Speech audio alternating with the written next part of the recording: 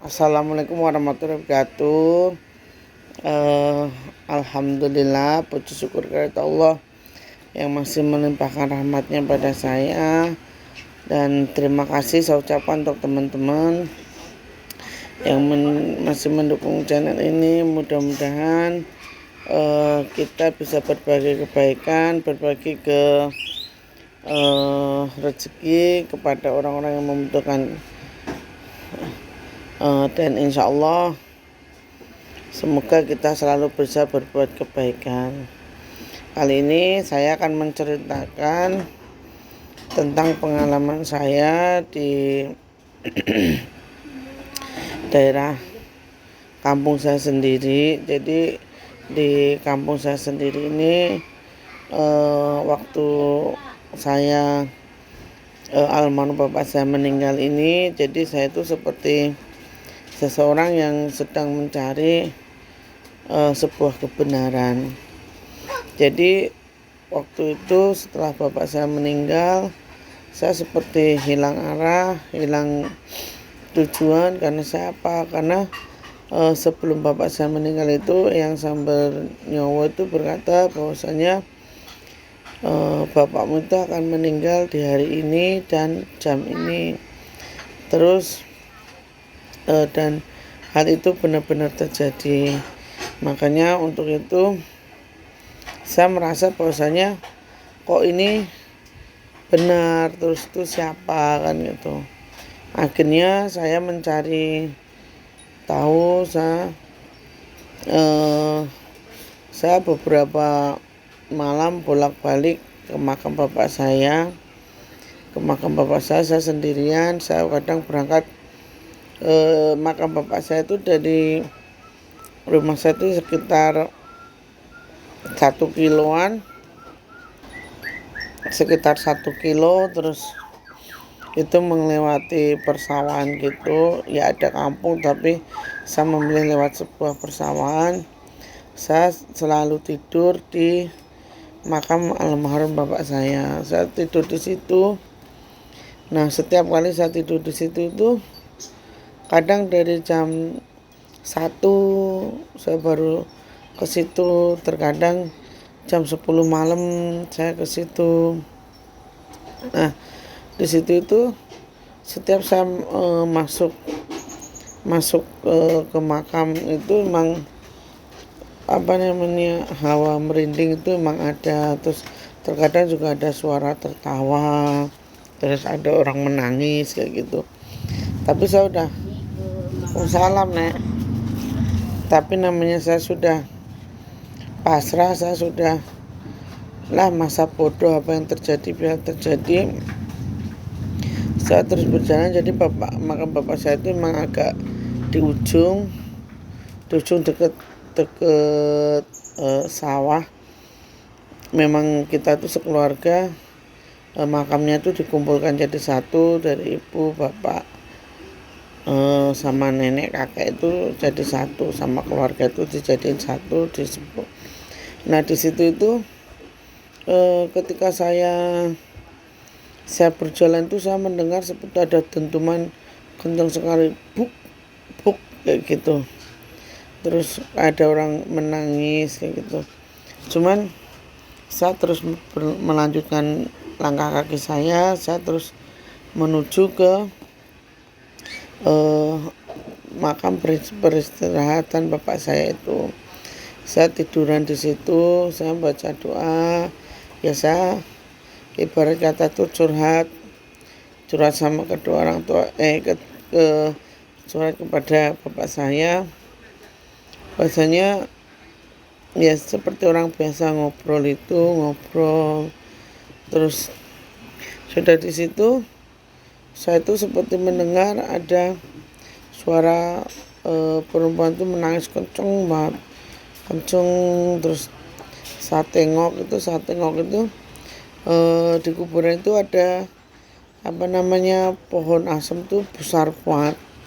Pohon asem itu besar banget. Terus di situ itu ada, ya mohon maaf ya, kunti itu melayang-layang di situ. Jadi melayang-layang, ya namanya manusia itu rasa takut itu pasti ada ya. Rasa takut itu pasti ada. Tapi saya dapat pasrah diri kalau memangnya saya itu harus meninggal atau apa ya terserah kan gitu. Waktu itu memang semenjak bapak saya meninggal saya memang seperti hilang arah. Akhirnya setelah sampai di situ itu lama-lama kunti itu hilang sendiri, menghilang. Terus ada tangisan bayi nangis, bayi nangis. Terus saya pun tetap masih diem soalnya. Terus tiba-tiba itu di makam di sebelah kiri dari makam bapak saya itu kan ada memang kuburan yang sudah sangat tua sekali. Itu makam kuno apa. Terus itu muncul orang yang besar. Terus saya liatin sampai atas, sampai bawah itu. Emang hitam. Terus saya liatin. Masya Allah tuh ternyata nggak ada kepalanya. Orangnya tuh nggak ada kepalanya. Saya otomatis takut mundur ke belakang sampai kalau orang jatuh dingkelen terus akhirnya saking satu takutnya orangnya kan sangat tinggi banget ya, tinggi besar terus tanpa kepala itu. Saya mundur sampai dingkelen. Akhirnya setelah saya memberanikan diri membaca istighfar, saya akhirnya kembali pulang. Setelah saya kembali pulang itu saya kan melewati, kalau orang tempat saya itu namanya kan Embong tuh kali, jadi sungai. Di tengah-tengah kampung itu ada kali. Nah di Embong itu ada pohon cacil. Saya jalan di situ, tiba-tiba itu ada harimaunya tuh kan nggak wajar ya. Saya udah tahu ini bukan harimau yang benar-benar harimau. Saya tuh udah tahu karena nggak mungkin di kampung saya tuh ada harimau, kan nggak mungkin. Akhirnya saya berhenti di situ. Lalu saya berhenti, nggak melanjutkan perjalanan. Di kanan kiri Embong itu kan ada pohon kecubung. Akhirnya saya ngambil satu batang pohon kecubung, saya mau pukulkan ke harimau itu. Terus harimau itu berubah jadi satu perempuan yang sangat cantik. Dia berkata bahwasanya kamu dari mana? Gitu. Saya dari makam bapak saya. Kamu siapa? Saya Nyai Serenggi gitu. Nyai Serenggi, kamu rumahnya di mana? Saya rumahnya di situ, pohon cacil kan. Pohon cacil. Oh, kamu mau ngapain saya bilang gitu. Tidak, saya tidak ngapa-ngapain kamu. Saya hanya ingin mencoba kamu, katanya gitu. Oh, kalau kamu ingin mencoba saya, apa yang kamu coba inginkan dari saya? Saya tidak memiliki ilmu, saya tidak memiliki apa-apa, saya tidak memiliki benda. Terus sesudah itu yang sering ini berkata bahwasanya kamu kalau ingin ketemu saya, datang ke pohon itu, panggil nama saya akan datang.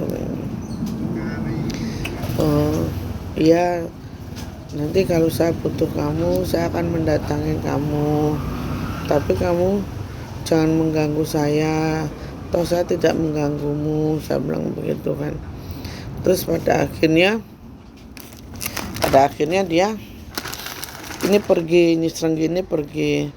Saya lihat emang dia tuh pergi ke pohon itu, pohon yang saya bilang pohon cacil itu. Jadi di kampus saya itu ada pabrik pakan ternak. Lalu pohonnya ini ada di sampingnya itu pabrik itu, jadi di pinggir kali. Dan pohon ini udah beberapa kali tuh coba dipotong, memang tidak pernah bisa. Terus akhirnya saya pulang, pagi harinya tuh saya datang ke pohon itu.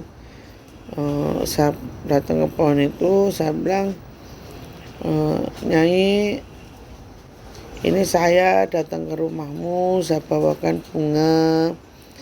Kalau memang Nyai memang berada di sini, tolong berikan petunjuk kepada saya, berikan tanda bahwasanya Nyai ada di sini. Terus Nyai Srenggini memberikan tanda dengan cara mematahkan rantingnya. Jadi ranting itu basah, tiba-tiba krek gitu, patah. Dan saya pun, Nyai, saya sekarang sudah tidak punya seorang ayah untuk saya jadikan panutan. Kalau Nyai memang berkenan, kalau saya membutuhkan sesuatu, saya akan meminta kepada Nyai gitu. Dan anehnya tuh bunga yang tadi saya bungkus pakai daun pisang ini kayak ditiup angin gitu, kayak ditiup angin. Terus bunga itu jadi kayak nyebar gitu loh, kayak nyebar. Saya bilang, Nyai, saya udah tahu Nyai benar-benar ada di sini. Saya ingin pulang suatu saat ketika saya sudah merasa ingin menetap di sini, saya akan datang ke tempat Nyai kembali. Akhirnya saya pun pulang. Nah, sampai saat ini pun saya belum pernah menyempatkan kembali datang ke tempat itu, karena tempat itu rumputnya sangat tinggi. Tapi saya nggak tahu sekarang kayak apa. Nah, tempat ini tuh sering buat orang tuh nyanggar buat nyari angka atau gel kayak gitu tuh di situ itu. Terus dan sering juga banyak cerita dari orang-orang yang bekerja di pabrik ini bahwasanya sering melihat perempuan cantik yang berada di tempat pos yang bertepatan bersebelahan dengan pohon ini. Jadi mudah-mudahan nanti saya ada umur panjang, saya berkesempatan untuk mendatangi pohon ini dan bertemu dengan Nyai ini lagi. Sekian dari saya.